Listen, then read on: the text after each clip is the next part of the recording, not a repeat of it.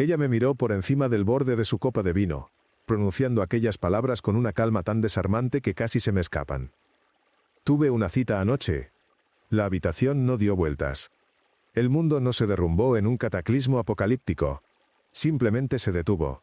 El constante tic-tac del reloj de pared, que antes era un murmullo de fondo, se volvió una orquesta ensordecedora, eclipsando por completo el sonido de su voz. No dije nada. No de inmediato, al menos. Mis ojos quedaron fijos en el delicado borde de su copa, donde un rastro tenue de lápiz labial persistía. Un suave tono coral que jamás había usado para mí. Un detalle tan ínfimo, pero cargado de un peso simbólico abrumador. Ella siguió hablando, su voz monótona y desapasionada, como si estuviera recitando el pronóstico del tiempo. No era nada serio, solo unas copas, dijo.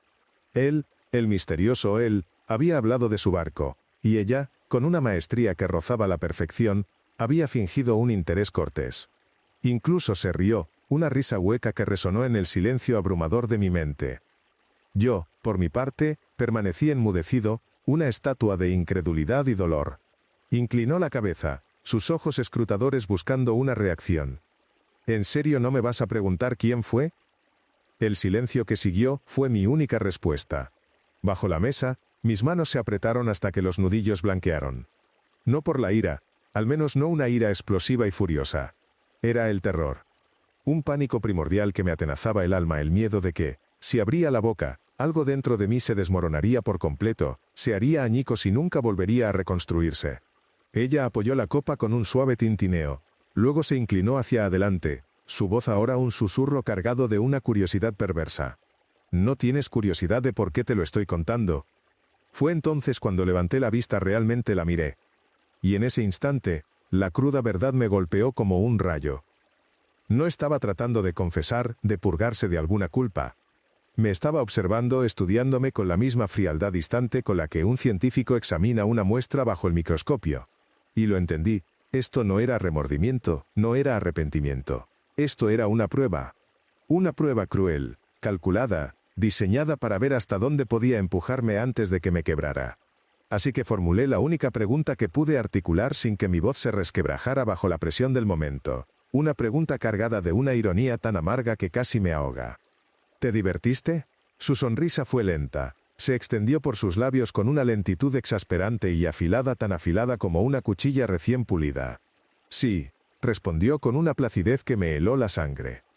La habitación volvió a sumirse en un silencio opresivo. El reloj, con su tic-tac incesante, martilleaba en mis oídos, y el pulso me retumbaba en las sienes con la fuerza de un tambor de guerra. No lloré, no grité, no me desplomé en un ataque de histeria.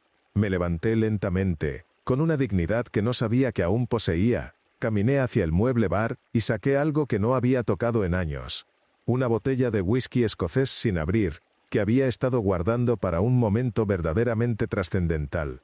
Vertí un solo vaso, solo uno, me volví a sentar, la miré directamente a los ojos, y finalmente, pronuncié la frase que selló nuestro destino, las palabras que lo terminaron todo, un epitafio para nuestro amor moribundo. No tienes que contármelo la próxima vez. Yo no estaré aquí para escucharlo. Ella parpadeó, solo una vez, un parpadeo lento, casi imperceptible, como si su cerebro intentara procesar la brutalidad de mis palabras. No salió ninguna palabra de sus labios. Su respiración se detuvo, cortada de golpe, como si la hubieran abofeteado. Y en ese instante fugaz, la mujer que había intentado destrozarme, se resquebrajó ella misma. Pero aquello, aquello era solo el principio. Ella, en su arrogancia, creyó que tenía el control, que era la dueña de la narrativa. No tenía ni la menor idea de lo que se le venía encima. El silencio que siguió a mis palabras fue diferente a cualquier silencio que hubiera experimentado antes. No era paz, no era la calma después de la tormenta. Era una estática palpable, una quietud profunda y reptante que llenó cada milímetro del espacio entre nosotros, como si el aire mismo se hubiera vuelto denso con la tensión. Sus ojos no se apartaron de los míos, pero algo en su interior se movió, cambió de lugar. El brillo de arrogancia que siempre había llevado con tanto orgullo se atenuó, reemplazado por un parpadeo de incertidumbre. Una señal de que mi golpe había calado más hondo de lo que ella esperaba. Abrió la boca como si quisiera hablar, pero por una vez, las palabras no fluyeron con facilidad. como si una barrera invisible las retuviera. Eso por sí solo debería haberme satisfecho. Debería haberme llenado de una sensación de dulce victoria. Pero no lo hizo. Solo me hizo darme cuenta de lo lejos que habíamos llegado, de lo irreparablemente rotos que estábamos. No esperé su respuesta. Me levanté, con calma, y coloqué mi vaso de whisky escocés intacto de nuevo en el mostrador. Ella permaneció inmóvil en la mesa, una mano aún apoyada junto a su copa de vino, la otra apretada en su regazo. Creo que esperaba que me desmoronara. Que suplicara. Que negociara. Probablemente eso es lo que su cita habría hecho. Pero yo no era él. Yo era el hombre con el que había pasado 9 años, el que ella solía llamar su hogar. Y ahora me estaba yendo. No hice las maletas. No las necesitaba. Ya lo había hecho unas noches antes, en el instante en que vi ese mensaje de texto iluminarse en su reloj inteligente mientras dormía a mi lado. Jueves por la noche. Mismo lugar. Ya te extraño. El nombre estaba guardado bajo algo estúpido, Dr. Pepper. Ella nunca bebía refrescos. Fue entonces cuando supe que ya no me respetaba lo suficiente como para ocultarlo apropiadamente. Así que había planeado, en silencio. Con paciencia. Moví algo de efectivo de nuestra cuenta conjunta durante la semana, poco a poco. Reservé un motel a 3 pueblos de distancia usando mi segundo nombre. Le dije a mi trabajo que estaría trabajando de forma remota por un tiempo debido a reparaciones en la casa. No era una mentira. Nuestra casa estaba rota, solo que no de la manera que ellos suponían. Mientras pasaba junto a ella de camino a la puerta, finalmente habló. ¿A dónde vas? El tono ya no era de ira o de suficiencia. Era suave, desconocido, como si acabara de darse cuenta de que no estaba actuando. Como si quizás, solo quizás, esto no fuera parte del juego. No miré hacia atrás. A algún lugar donde no tenga que competir con extraños solo para ser visto. La puerta principal se cerró con un clic detrás de mí. Estaba lloviendo, poético, lo sé. Me quedé bajo la luz del porche por un segundo, escuchando las gotas golpear el pavimento antes de dirigirme a mi coche. Ni lágrimas, ni temblores, solo agotamiento. Pura, profunda y agotadora fatiga del alma. La habitación del motel era pequeña, pero impoluta, tan pulcra que rozaba la impersonalidad. Olía a limpiador de limón, y a la desesperación silenciosa de innumerables viajeros. Colapsé sobre la cama, aún completamente vestido, y fijé la mirada en el techo. Las horas se evaporaron en un estado de vigilia perpetua. No dormí. No comí. Me limité a revivir ese momento una y otra vez en la cámara de mi mente, el instante exacto en que le dije que no estaría allí la próxima vez. La forma en que sus labios se entreabrieron, la pequeña grieta en su voz. Fue en ese momento cuando supe que no la había perdido. Ella me había perdido a mí. A las 3:12 de la madrugada, mi teléfono vibró. Era ella. Cassidy, ¿hablas en serio? Cassidy, estás exagerando. Cassidy, vuelve a casa. Tenemos que hablar. No respondí. A las 4:47 de la madrugada, otro mensaje. Cassidy, por favor, no hagas esto. No pensé que realmente te irías. Cassidy, ni siquiera fue algo físico. Cassidy, Lowell. Resultó irónico cómo mi nombre, el mismo que ella había ignorado durante tanto tiempo, de repente recuperaba su significado y peso justo en el momento en que me lo llevaba lejos de ella. Finalmente respondí. Con solo 4 palabras pero con la fuerza de un huracán. Esto es que estoy hablando. Y eso fue todo. No más explicaciones inútiles. No más justificaciones para defenderme de su traición casual y su egoísmo. No más conversaciones eternas en las que intentaba, en vano, entender por qué necesitaba a otra persona para sentirse viva. Pero la tormenta no había terminado. De hecho, apenas estaba comenzando. Porque la verdad de todo el asunto era esta. No solo me había engañado. Me había subestimado. Y estaba a punto de descubrir de la manera más dolorosa cuán profundamente ese error la atormentaría. Las cortinas baratas del motel no servían de mucho para bloquear la luz del sol de la mañana. Pero eso no importaba. Yo no estaba dormido, ni siquiera por un minuto. Había pasado las últimas 5 horas tumbado sobre las rígidas sábanas floreadas, leyendo su último mensaje una y otra vez como si fuera un acertijo que no había logrado resolver. No pensé que realmente te irías. Esa frase se me clavó en el pecho como una daga roma. No por lo que decía, sino por lo que implicaba. Ella nunca creyó que yo fuera capaz. Me había vuelto tan silencioso, tan complaciente, tan adaptable, que la sola idea de que me defendiera me parecía imposible. Me levanté alrededor de las 7 de la mañana y bajé al vestíbulo a por una taza de café aguado. El recepcionista ni siquiera levantó la vista de su crucigrama. Le agradecí en silencio esa invisible cortesía. Me sentía invisible, y extrañamente, eso era mucho mejor que sentirme humillado. De vuelta en la habitación, abrí mi ordenador portátil e inicié sesión en mi correo electrónico.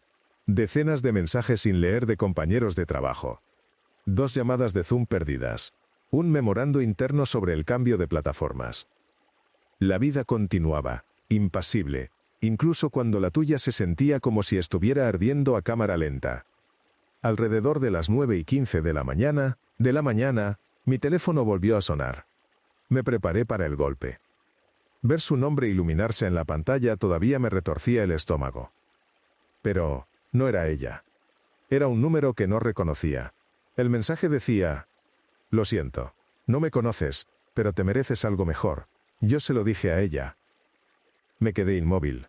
Le siguió otro mensaje. Ella no quería decírtelo. Yo le dije que tenía que hacerlo. No sabía que estaba casada. Lo leí 2 veces, luego 3, y de repente todo encajó. Era él. El tipo. Él ni siquiera fue físico. El hombre del barco y el ego inflado. Enviándome mensajes de texto de condolencia, como si fuéramos miembros del mismo grupo de apoyo. Era surrealista. No sabía qué hacer con esa información. Mis pulgares se cernían sobre la pantalla, sin saber si quería responder, borrar el mensaje o lanzar el teléfono al otro lado de la habitación. En su lugar, me limité a preguntar: «¿Por qué me estás enviando mensajes?». Su respuesta llegó rápido, porque me sentí como una basura cuando me enteré.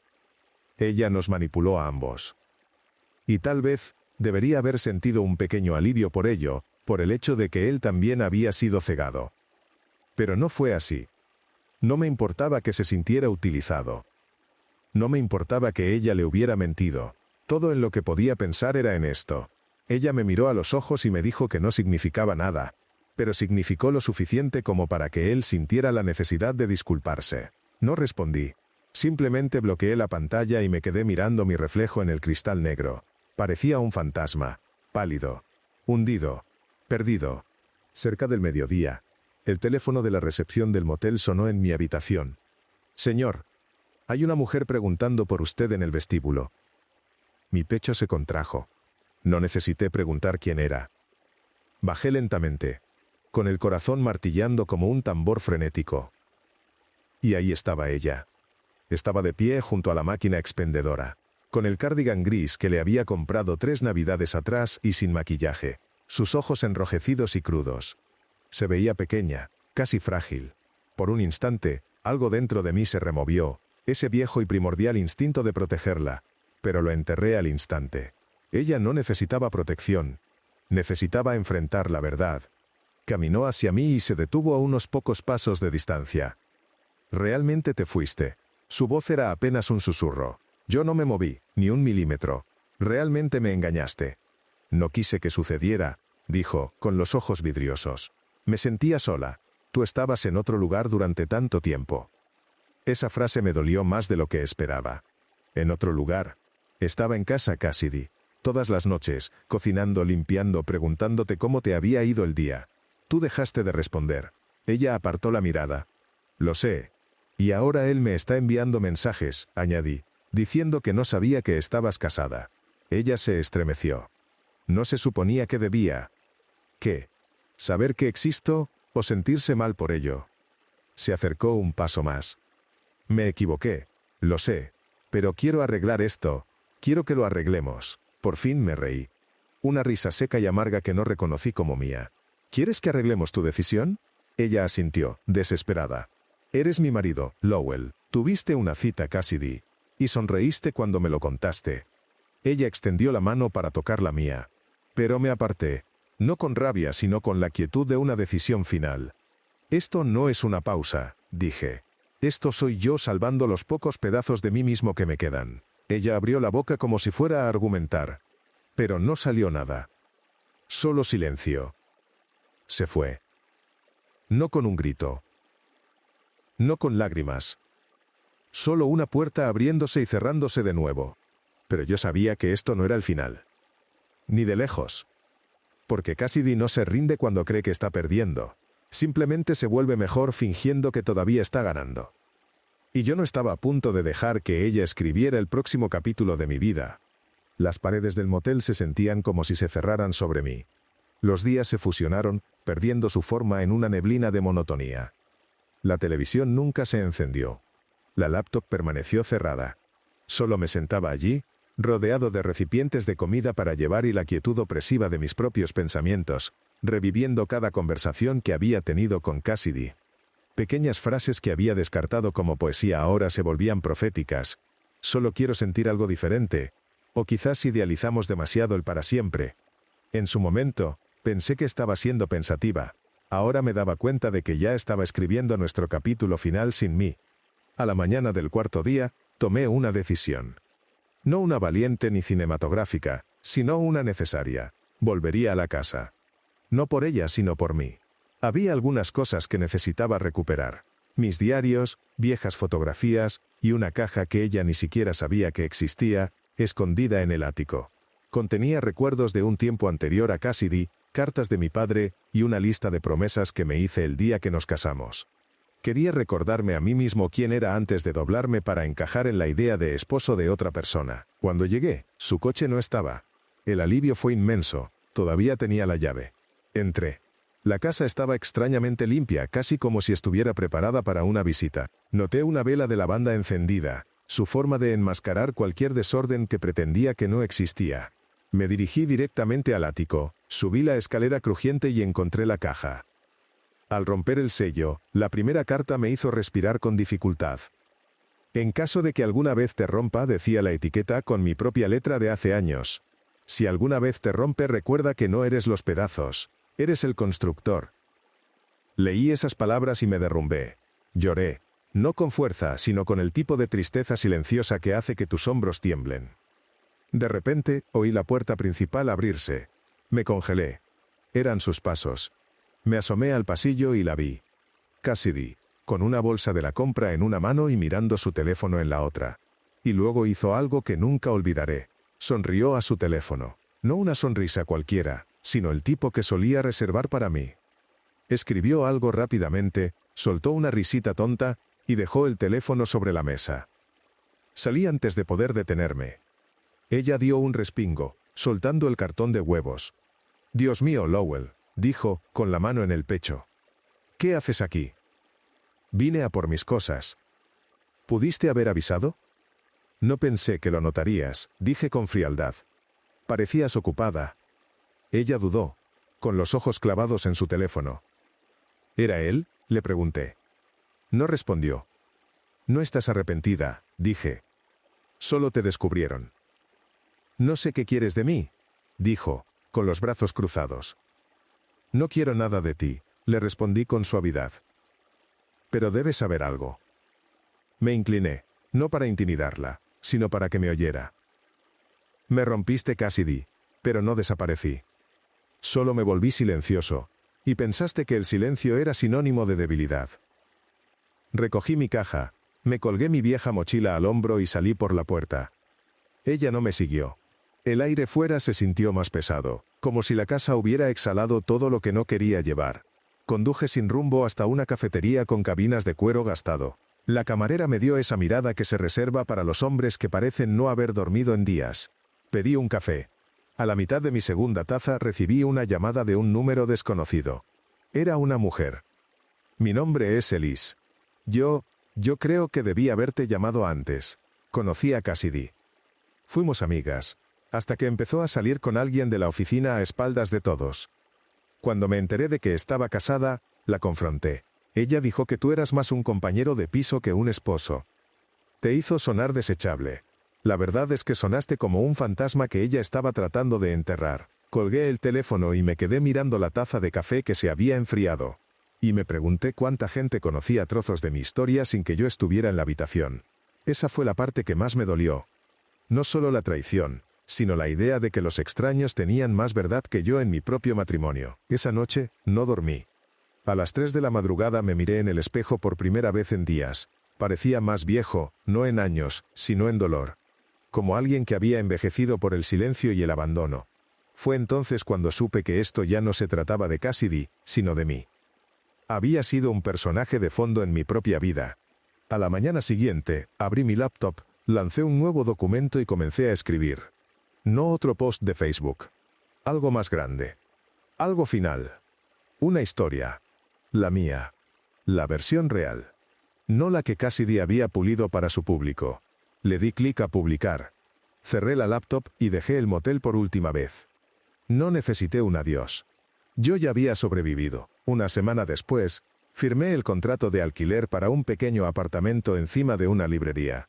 El tipo de lugar que olía a papel y a lluvia. Compré una lámpara nueva, una cafetera. Me sentía pequeño y temporal, y de alguna manera, eso lo hacía mejor. No había presión para ser otra cosa que una persona que respiraba. Y un día, sin darme cuenta, me desperté, y ella no fue lo primero en lo que pensé. Fue entonces cuando supe que lo había superado. No victorioso, no triunfante, sino completo. Si te has quedado conmigo hasta el final de esta historia, gracias. Y si alguna vez te has sentido borrado, reescrito o invisibilizado por alguien en quien confiabas, por favor escucha esto. No eres lo que dejaron atrás. Eres lo que eliges ser a continuación. Y a veces, la frase más poderosa que puedes decir, no es la que los destruye, sino la que finalmente te libera a ti mismo.